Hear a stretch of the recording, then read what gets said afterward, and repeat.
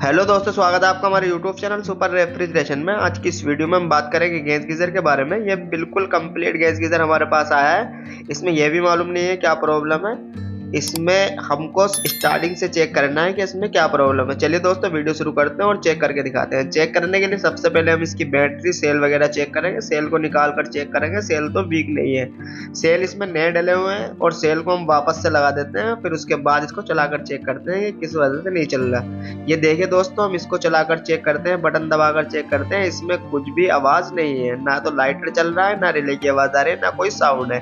इसमें क्या प्रॉब्लम है? चलो अब सेल निकालते हैं और इसको खोल के चेक करते हैं। इसमें देखेंगे, इसमें कार्बन वगैरह भी कुछ हमें अभी नजर नहीं आ रहा, किस वजह से ये चल नहीं पा रहा है। होता क्या है, कभी कभी सेल की डिब्बी में कार्बन आ जाता है, जिस वजह से ये नहीं चल पाता। अब इसमें सेल वगैरह तो हमने चेक कर लिया। अब इसकी आगे का प्रोसेस, इसको खोलने के बाद ही पता चलेगा कि इसमें क्या प्रॉब्लम है। चलिए दोस्तों, हम इसको खोल लेते हैं इस तरह से आसानी से।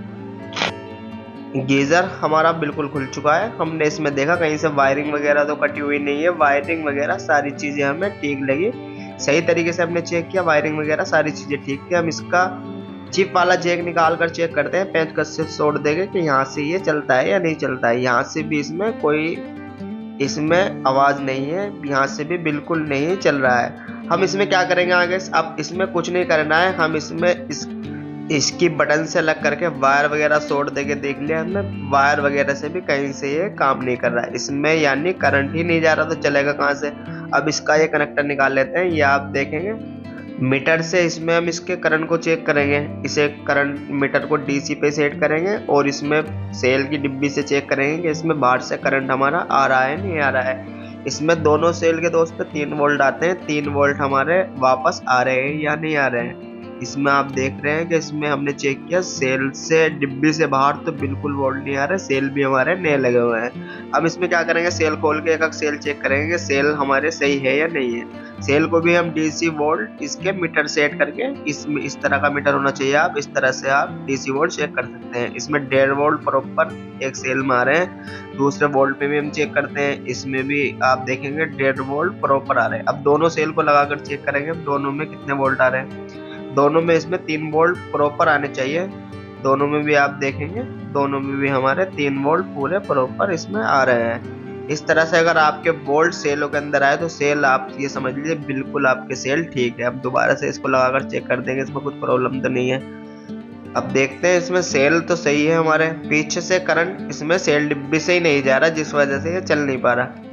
हम इसमें क्या करेंगे? सेल डिब्बी को बिल्कुल खोलकर इसको बदल देंगे, फिर उसके बाद इसको चेक करेंगे। सेल डिब्बी में क्या होता है दोस्तों, कार्बन आने की वजह से बाहर से तो दिखाई नहीं देता, हल्का सा भी लूज पॉइंट हो जाता, कहीं से ऐसा गल जाता है तो ये करंट नहीं दे पाता।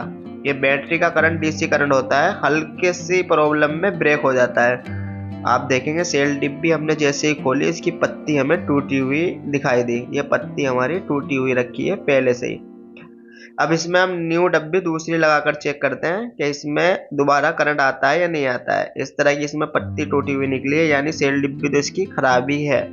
अब इसमें दूसरी डिब्बी लगाकर चेक करते हैं। इसका बैटरी बॉक्स भी बोलते हैं और सेल डिब्बी, हम तो सेल डिब्बी बैटरी बॉक्स ये बोलते हैं। यहाँ पर ये नई डिब्बी हमारे पास, हम इसको लगाकर चेक करते हैं कि ये चलता है या नहीं चलता है। सेल डिब्बी हमने सेट कर दी है, इसके पेंच वगैरह लगा लेते हैं और इसमें सेल डाल के इसका करंट दोबारा से चेक करते हैं। अगर आपके पास भी बंद गैस गीजर आए तो आप सबसे पहले उसकी बैटरी सेल वगैरह चेक करें, उसकी डिब्बी को चेक करें। डिब्बी में कार्बन तो नहीं है, सेल बॉक्स जो होता है हमारा उसमें कार्बन तो नहीं है, कहीं से टूटी हुई तो नहीं है, कहीं लूजिंग तो नहीं है। इस तरह की प्रॉब्लम आती है तो आप ये समझ लीजिए सेल डिब्बी भी ज़्यादातर खराब होती है और सेल ही खराब होते हैं। आगे के प्रोसेस जब भी चेक करें जब आपको पीछे से तसल्ली हो जाए, शुरू से तसल्ली हो जाए कि यहाँ से ठीक है, यहाँ से करंट हमारा प्रॉपर जा रहा है या नहीं जा रहा है। हमने नई सेल डिब्बे में नए सेल लगाए हैं और उसका करंट चेक करते हैं। इसमें आप देखेंगे 3 वोल्ट हमारे प्रॉपर आ रहे हैं। आप दोबारा देख लीजिए, इसमें हमारे 3 वोल्ट हमारे प्रॉपर इसमें आ रहे हैं। इसमें 3 वोल्ट आपके प्रॉपर दिखाई दे तो फिर उसके बाद इसकी थिम्बल वगैरह जो निकाली थी,